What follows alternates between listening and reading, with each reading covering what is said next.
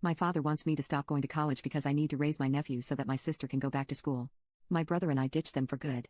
We come from a patriarchal, conservative Christian background, although we didn't really practice. But everything always had an obey your parents vibe. My parents are the oldest siblings in their families. My father's family all live within 20 minutes of my parents' home. All aunts/uncles are married, and I have 8 cousins on that side. My mother's family is originally from here as well but has all since left the area. We are from a Midwest state and are Caucasian. This whole fiasco started when my older sister Lisa was in college in the spring of 2020. Right before the virus shut down her college that March, she got pregnant after a party.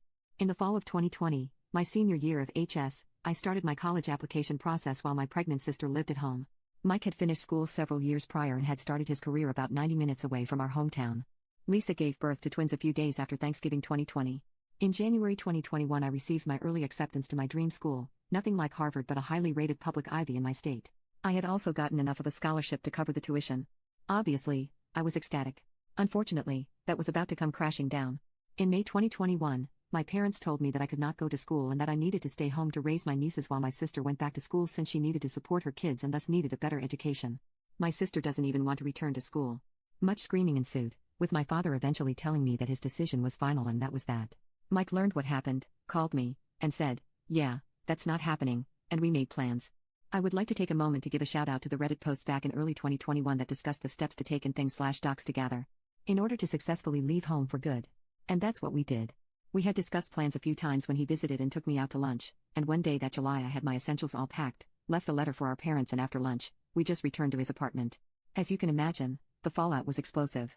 Starting with angry calls and texts led to us both being disowned by the family for being disloyal. Mike had predicted this, and we were both prepared for it, so it wasn't a surprise. Anyway, that August he paid my remaining school balance and dropped me off at my dorm, and I have been living and studying here since then. He has continued to pay my room/board and whatever else scholarships didn't cover ever since. I cannot thank him enough for what he has done for me. Since then, we have had pretty much no contact with our parents, sister, and all aunts/uncles and grandparents on dad's side. I am still in contact with 2 cousins who support me and think we made the right decision. We do have contact with mom's side and have both flown out to Oz the last 2 holiday seasons to spend with them. This past holiday is when Aunt Kay first talked to me about her concerns for Mike that she noticed. They are very close, so they are like siblings, and I guess she picked up on some things that were off. The issue I need help with: Aunt Kay and I have noticed him seemingly becoming more depressed and isolated, and this is why I am hoping for some help in helping him. Mike is somewhat introverted and has always had a very small social circle, and a lot of his social outlet was with our extended paternal family. There were family BBQs very often, especially during football season when it was pretty much weekly. Throw in holidays, birthdays, etc. There were probably 2 big family events a month minimum. Mike could attend most of those, and he always tried to hang out with my dad and uncles even though they always acted lukewarm to him. With that now gone for the past 18 months, he hasn't really had that outlet. So please Reddit, any advice would be appreciated. He gave me my life back, and I need to find a way to do the same for him. Update: Mike came down here on Saturday as planned. I had spoken to my Aunt Kay before this, and she thinks if I gently asked direct questions and probed he would answer. So that was my plan. My roommates knew the situation and what I was planning to do, and they understood and agreed to give us the appointment for the afternoon. After he arrived and we ate, I just told him that Aunt Kay and I had noticed some changes in his behavior and that he seemed really down. He looked at me for a bit and then slowly nodded and agreed. This was a sign that he would be open and honest with me. I said that I wanted to help him and to please be open and talk to me and that I wouldn't judge him for anything. He said okay. Then I pulled out my laptop and mentioned that I had made a post to Reddit about him, and he gave me a very confused look. I sat down next to him and asked him to just read it, and we could talk about it. Well, he basically broke down with his head in his hands after reading the title. So yeah, I guess it was pretty accurate. I held him and said we would talk whenever he was ready. After a few minutes, he could collect himself and we went through the whole post together. Then, we started reading the comments one at a time and talking about each one. He took all of the comments and suggestions to heart, and we talked about how he can put himself out there more, both dating and trying to make new friends. In typical nerd fashion, he even broke all the ideas down into categories and is willing to try almost anything. The city he lives in isn't huge, but a quick look through its sub on here found a few things, so the opportunity is there. He seemed a little embarrassed, in a good way, about all of the praise he was getting. I knew he would be, but I just told him that other people see him for the wonderful brother that he is. There were a couple of comments that mentioned suicide or drug abuse that I really pressed him on. He promised he wasn't doing substances or drinking excessively. In all of the times I was at his place, he never had more than a 6-pack of Guinness or some craft beer. This is something I am definitely going to keep on him about, since I don't want him to drink his pain away. He said while he never really thought about actually hurting himself, he said he sometimes feels lost and has dark thoughts that can really mess up his mood, and that he was struggling and very frustrated with himself at times. He said that he often can't even look at himself in a mirror because he is embarrassed at where he is in his life, outside of work, compared to his friends. Really just that his closest friends have all moved on to the next phase of their lives and are stuck and feel left behind and not able to move forward.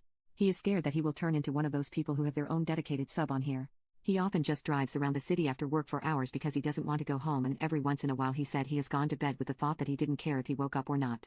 All of this scared me and broke my heart. He agreed that this isn't healthy and that he needs to seek some professional help soon. We talked about his social life after college. He said that for the first couple of years, his closest friends, and their partners would meet a few times a week and travel somewhere together every few months. He separated from his girlfriend of 4 years in 2019. He and his friends still met up after the lockdown started in 2020, but it became less and less frequent as the friends became more involved with their partners and later kids. Eventually, they were meeting once a month or less. Mike recognized this but said he had a hard time meeting new people to go out with or finding people looking to make new friends instead of just chit-chatting while they did whatever activity they were doing. He said he found it very hard to break into existing friend groups and has some acquaintances but not really anyone to whom he feels close. At the same time, he was going to more and more family functions just to fill a void, be social around people, and dote on our nieces after they were born. After that was gone, he felt completely lost and spiraled down, but didn't know how to communicate how he felt until I forced the issue. It was mentioned that I should not try to keep defending my parents, and I agree. What they wanted to do was inexcusable and unforgivable. I asked Mike if he would ever consider reconciling with the family if they reached out. He said, "Lisa, yes, Mom, maybe, everyone else can fuck off." I was a little surprised and asked why, and he said that they basically told him what they really thought of him and his life and interests. He pulled out his phone and showed me the old texts from when I left. Multiple messages from our father calling him a disgrace, disowning him, demanding he return me to them, calling him the mastermind of this plot to destroy the family, and all sorts of other vile stuff. One uncle mocked his manliness for doing things like reading as well as his career as something not manly enough. One aunt threatened to cut his balls off as they are the source of attitude and disobedience, and another uncle threatened to beat the poop out of him if he saw him again. More of the same from grandparents and some other adults on that side. I had received some nasty messages, just not the threats, and was a little shocked overall, but he just had a little smirk. When I gave him a questioning look, he just said that it's good to know how people really feel and where you stand with them. When I asked about Mom, he showed me her last few messages to him. I was expecting more of the same, but it was much different, and I am unsure what to make of it. She said, "Your father needs you to bring her back right now." Mike, I can't do that. You know if I do, she will never be able to get out. Mom, I know. Please take care of her. I love you both.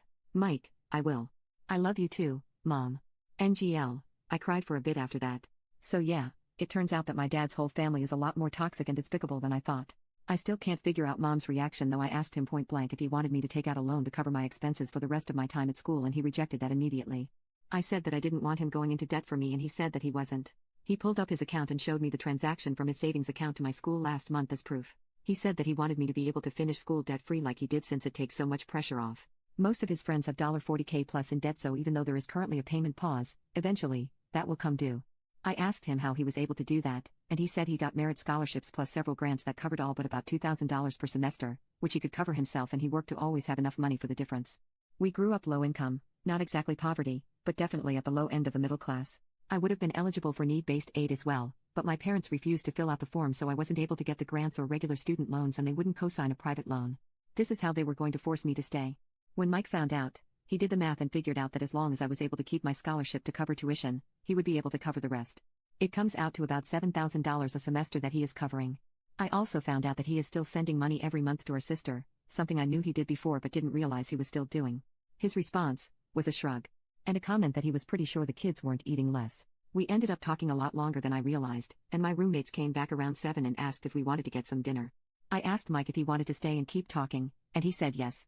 We ordered some pizza, and the 6 of us sat in our living room to eat. I could tell this was probably Mike's worst-case scenario of being in a group of friends but not really knowing anyone other than me. His body language showed he was uncomfortable and guarded, but my friend Nikki made sure to keep him engaged in the convo, and after 10 to 15 minutes Mike visibly relaxed. He sat back, looked relaxed, and was much more forthcoming. I was so happy for him and thought that maybe he was just someone who needed a little more time to really become comfortable enough before opening up and talking freely with new people. He ended up crashing on our couch that night. Sunday morning, he took me to breakfast to talk some more before dropping me off at work. We had a long hug, and he thanked me for recognizing that he needed help. I told him that I love him and that I am always there for him, and I reminded him that we are a team in this. After work, I called Aunt Kay, and we talked about everything. She was happy that I could get him to open up and understood that it was probably hard for him to ask for help. She will also keep nudging him to be more open and put himself out there more. So this is where we are now. He has some homework to find new things to try out and just get out and meet people. I also told him that he has to have at least 2 dating accounts open before we meet up again, and I would help him set up a good profile. Update 2. 3 years later, this has been the most emotional week of my life. I am sitting here in my aunt's living room, watching my almost 4-year-old niece sleep. I still can't believe it. Mike and I had been planning to visit our grandparents, Aunt Kay, and her family for a while. We left the day after my summer internship ended. We had no idea that they would also be visiting. My mom and Aunt Kay confirmed that they wanted to surprise us. Well, they succeeded. When Mike and I landed, I turned my phone on, and I saw a message from Aunt Kay that was just a selfie of her, my sister, and my mom with a note that just said to have a safe trip and we will see you soon. I almost broke down in the airport and showed Mike the message. He started breathing heavily, but his face was unreadable. I am glad he was driving because I don't know if I would have been able to. When we pulled up to the house, my mom and Lisa basically tackled me in the front yard, eventually pulling Mike into a massive group hug as well. Since then, the week has mostly been talking, laughter, tears, and hugs. Mom and Lisa have taken us aside many times to talk one-to-one, especially Mike. The only negative is that my nieces didn't recognize Mike or me, which is to be expected, I guess, since they were like 8 months old the last time we saw them. I hate that I have missed so much of their lives.